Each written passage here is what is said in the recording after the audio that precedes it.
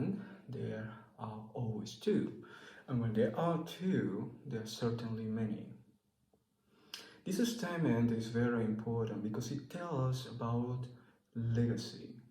When there is a person that has knowledge, skills, and knows tools, certainly there is another person that have influenced, transfer some knowledge and experience and wisdom to their student. Now, in our modern times, when we are focusing more on self-education, then the question comes on what is the true role of a teacher, a coach, a trainer, a master, and how that role has changed in time, if that have ever changed.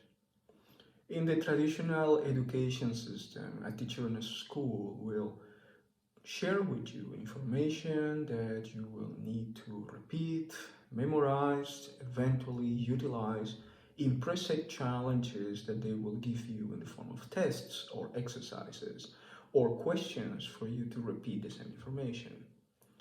In some cases, when you need to go through technical studies, you need to develop the ability to solve certain specific problems, for example, with machines, with technology, in farming, so that you can achieve the goals of a business.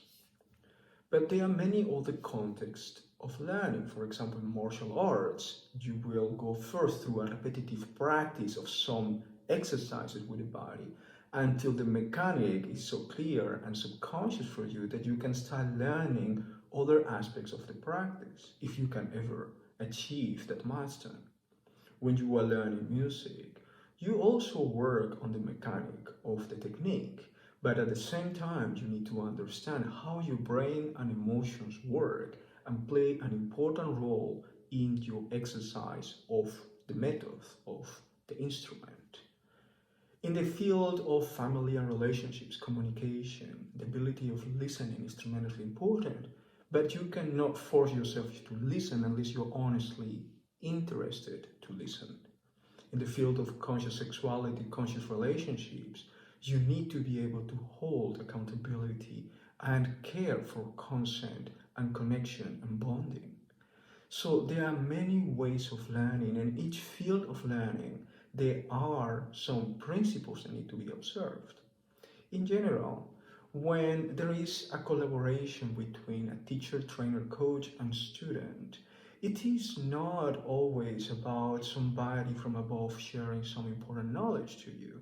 It is about a person that have acquired some experience and wisdom, have learned some methods, and have learned a way to provide to you an experience, guidance, wisdom in such a process that you by your own will discover the knowledge within yourself. So it is very similar to entering a workshop. The workshop facilitator will give you a series of instructions and guidance for you to enter an experience. If you observe yourself properly through that experience, you will learn a lot about yourself, not only about the technical elements of the experience or the challenge.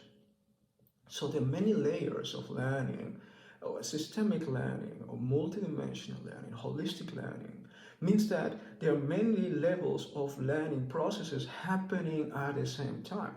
Now, the mastery of a coach, trainer, teacher, master is all about how to facilitate a complete experience that gives to you in all of these layers, in all of these sides of the holistic matrix, a learning process that you consciously or subconsciously will enjoy and grow with. So self-education in this type of learning experience is tremendously important because the student need to be actively learning. And if the student is not taking action, engaging, committing, then there is no learning experience. As you see here, the learning experience means something else than just acquiring information and having that process of acquisition as a reference for the dimension of knowledge that you have acquired.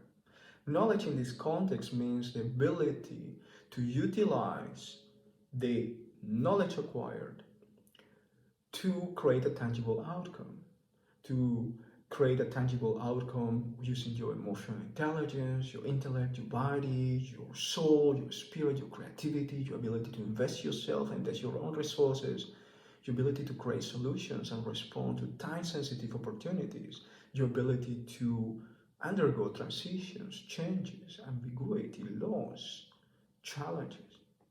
So life is the greatest teacher and it will give you always experiences. To learn from life directly is probably the most advanced way of learning. Yet on the way, on the path, you will find, as I did, many people that may become for some time a good sparring partner, a good collaborator in the journey, a good co-creator of a learning experience, a good facilitator of an experience, a good example, a good mirror. Once I would say that a good teacher is like a wall, because if you could learn through and from that wall, then it means that you have realized yourself. Well, in my journey, exploring different pathways for learning, I have also met many people along the way.